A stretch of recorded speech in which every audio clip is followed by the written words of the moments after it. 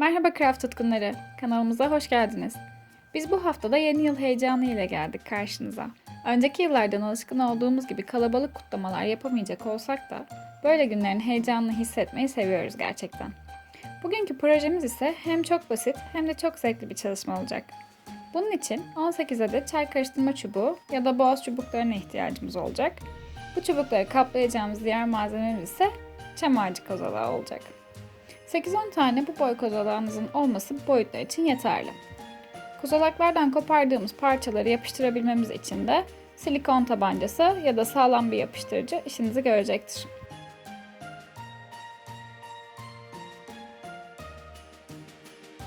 Sapı için kurdele ve ekstra süsler de sizin zevkinize göre şekillenebilir.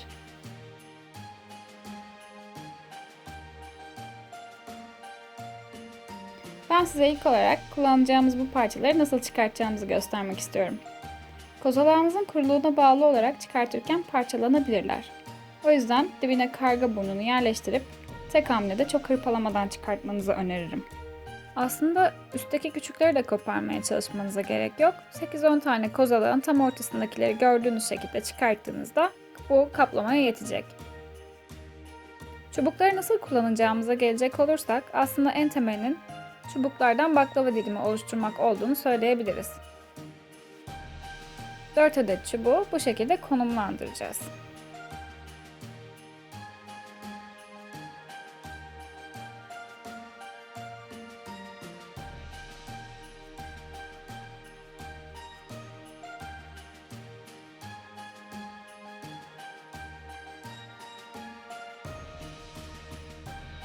Burada size bir püf noktası vermek istiyorum. Baklava dilimlerini hemen ilk yaptığınızın yanına da yerleştirebilirsiniz bakıldığında.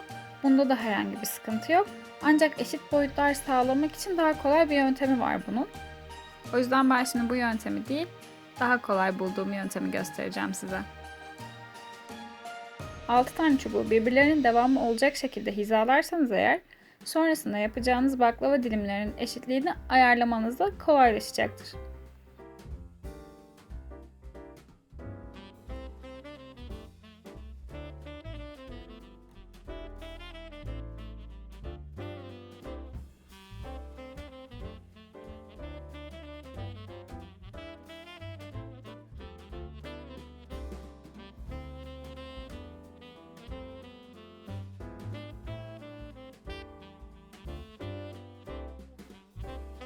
Bu şekilde şeklimin ortasını kurduktan sonra başlara ikişer çubuk ekliyorum.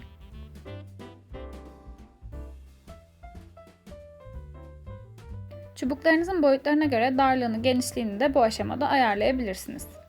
Burada bunları belirlerseniz yapıştırırken de zorluk yaşamazsınız.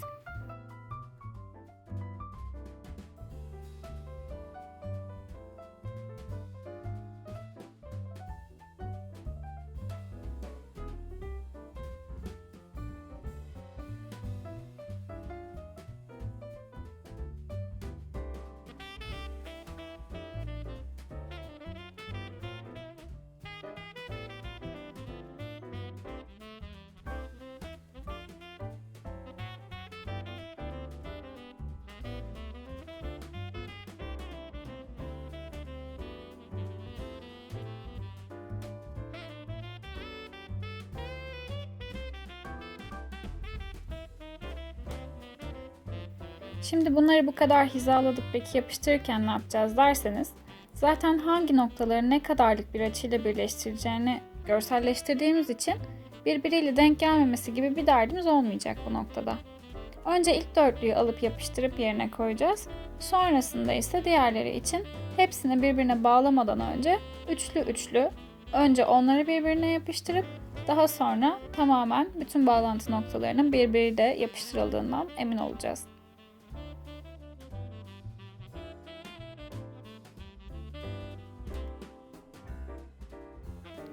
Siz yine de yapıştırırken sürpriz yaşamamak için arada böyle açıların tutup tutmadığını, herhangi bir kayma veya yapıştırırken çubuğun yönünün değişmediğine emin olmak için arada böyle çubukların arasına tutup doğru yerde olup olmadıklarını kontrol edin. Artık çoğu parçamız birbirine yapıştırıldığı için geriye kaldı belli başlı yerleri yapıştırmak. Onları da tamamladıktan sonra işin en zevkli kısmına geçeceğiz.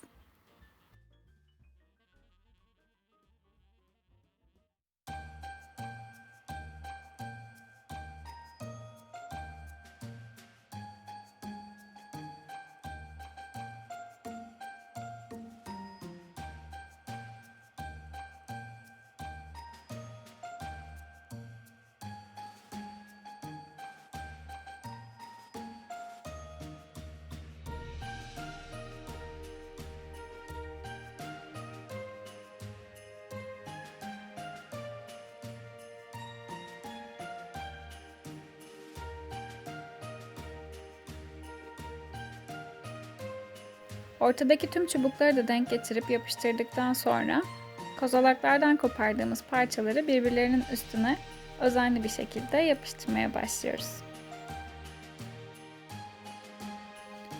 Ne kadar sağlam bir gövde oluşturursanız ya da ne kadar kalın bir çubuk ya da çıta kullanırsanız bu aşamada o kadar daha ağır süsleri taşıyabilecek bir gövdeniz olur.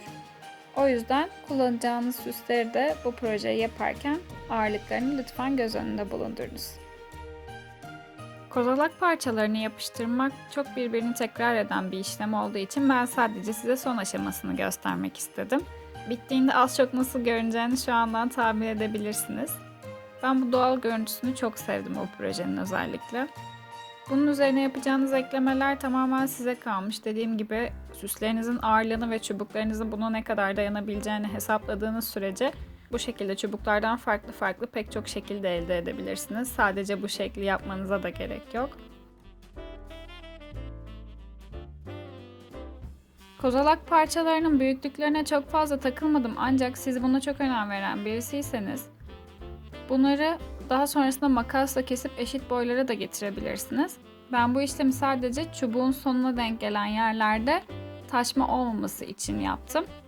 Bu da aklınızda bulunsun. Hepsinin eşit olmasını istiyorsanız bu şekilde de yapabilirsiniz.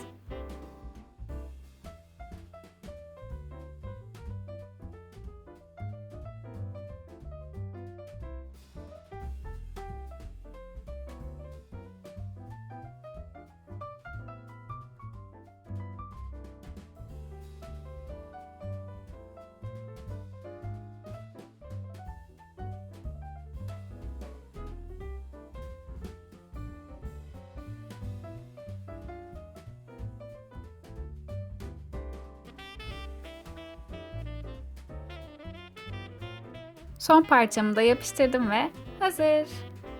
Aslında birkaç ufak dokunuş daha yapmayı planlıyordum elimdeki malzemelerle ama bu doğal dokusu o kadar hoşuma gitti ki onu bozmak istemedim ben. Kolay asabilmek için sadece kurdele ekledim. Projeyle ilgili anlatacaklarım bu kadardı. Umarım hoşunuza gitmiştir.